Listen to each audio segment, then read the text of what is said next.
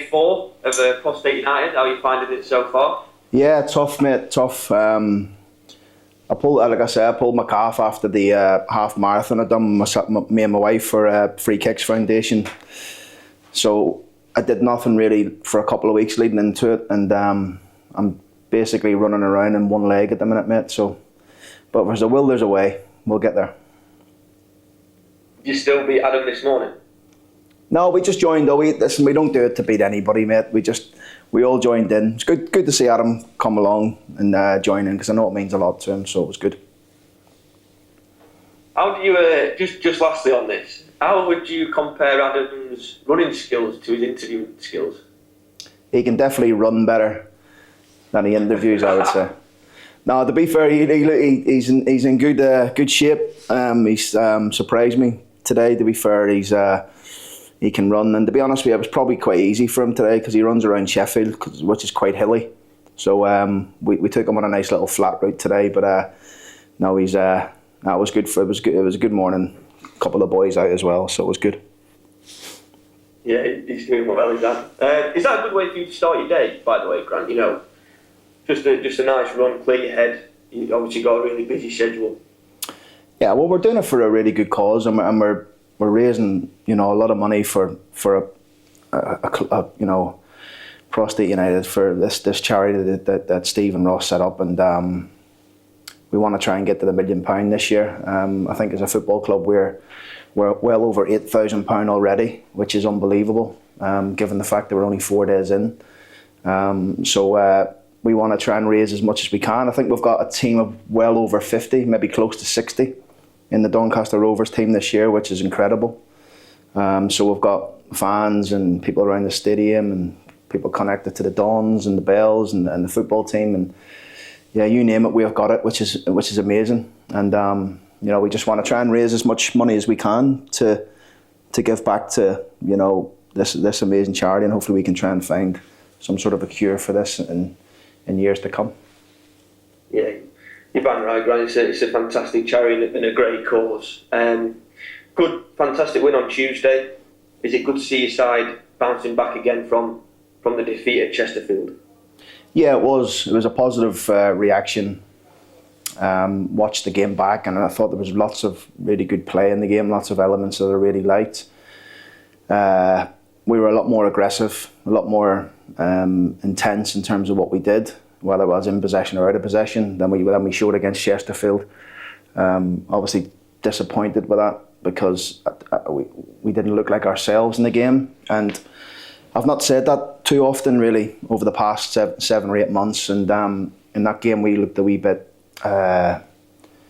safe, well, very safe in terms of what we were doing, you know, and worried a little bit too much about the what ifs rather than what can happen. Hence why the day went the way the day went. I think you get what you deserved, really. I think you do, honestly, in any life, you get what you deserve and you get what you put in. Not saying the players lacked any sort of belief or anything, but we looked a wee bit short in conviction, I would say. And whether that's the same thing, I don't know, but I think you understand what I'm trying to say.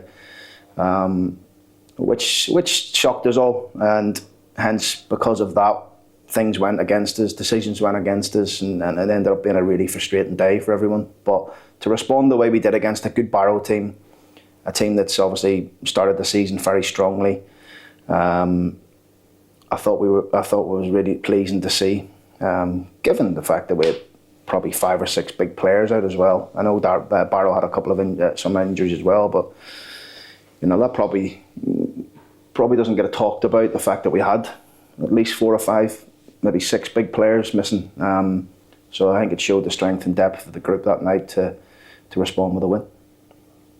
Just what you just said about strength and depth. Joel Owen coming back into squad. His first 90 minutes in the league in quite a while. What were your thoughts on his performance? Yeah, Joe's a good player. Joe trains well every single day. He's unlucky. He was unlucky not to be in the team at the start of the season. Obviously, we like a bit of balance. When Woody got his injury, Jay's come in and done very, very, very well. So we feel like we've got 4 very good centre halves. You know, we do, and we've got some good young ones as well coming in behind them. Casper Williams, Bobby Faulkner's out on loan. Will Flint can play at centre half. So we've got a real nice blend there in terms of the age brackets. You know, like Tom, Woody, Joe, Jay, Casper, Flinty, Bobby. I think there's a nice little chain there for the future and the protection of the football club for the future. I think it's really important. I think you see that in a lot of the positions in the team. How does Joe hold on to that spot now? Yeah, just plays the way we know he can. He's had to be, like I said, he's had to be patient, but he understands. Joe, he's not one that in days like you don't see him in the training ground. He's always working on his game. He always wants to improve and he always wants to get better.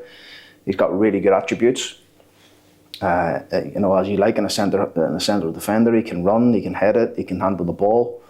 So there's obviously one or two areas where we know Joe can improve on, and Joe will probably tell that himself. But we just keep working with all our players and trying to improve them. That must be quite a testament to his character then, Grant. You know, he's not sulking, moaning that he's not in the team when he obviously would want to be. Just cracks on, tries to improve. Yeah, and I think we've got a group like that though. I think we've got a 24, 25 man squad who are all like that. You know, if they're not in the team, we have no one sulking. You know, and we wouldn't allow that at our training ground. And it's don't get me wrong, they're not happy, but they don't let it show. They train well, they try and wait for their opportunity, and when they get in, hopefully they stay in. And that's what we feel like we've created here over the past. Well, it's taken a bit of time. I think probably, you know, from maybe the run that we've been on, we've sort of created that environment of, you know, it's about the team first and foremost. It's not about the individual. So the players are well aware of that. Luke Molyneux, he missed the last game. Will he be coming straight back in? In where? Into the starting 11, sorry. Oh, well, listen, you'll have to wait and see tomorrow. Luke's a very good player, as you know, but you know we've had a good performance from Ephraim Yabo, a good performance from Joe Sabara. So nice to see Luke back because it obviously makes us stronger because he's such a big player and probably the best player in his position in the division, in my opinion. So it's nice to see him back. Nice to have that competition though, isn't it? You know, like you said with Yabo and Sabara as well. Yeah, it is, and Luke's he's had a, you know, we've kept him, you know, ready anyway if we do use him tomorrow. So he's ready to go, but he's you know, it's nice to have a squad to pick from. And finally, just your thoughts on Grimsby, Grant. You know, any injuries going into the game? No, we haven't got any further injuries. Obviously, we're still waiting on this news on Tom Anderson of the charges to see what happens from that. But apart from that, James Maxwell again has had a full week's training. Shane Westbrook's had a full week's training. So Maxwell's probably had about 2 weeks now on the grass. A little bit of introduction sort of way the early part of last week, and then he's had a full week this week. Shane's first full week. So these again, two big players for us to come back. Anybody else? Tom Nixon's getting closer, still not on the grass yet. He's still feeling his calf. Woody's got a follow-up appointment with a specialist early part of next week to see if he can crack on with his outdoor stuff. But apart from that, yeah, everyone else is good. Grimsby, I've watched a lot of Grimsby now, and I've been really impressed by them. Really impressed by how David's started the season. And I knew that would happen at Grimsby because I know what David's about. Really like their style of play. Really like the fact that they've got good balance in their team. They've got a good threat through their team as well. So the identity that obviously they're playing with at the minute is what I'd seen of David when he was at Crewe. So I knew that would take a bit of time for him to do that. So yeah, I've been impressed with Grimsby. Good footballing team, like I say, and this will be a really tough game for us.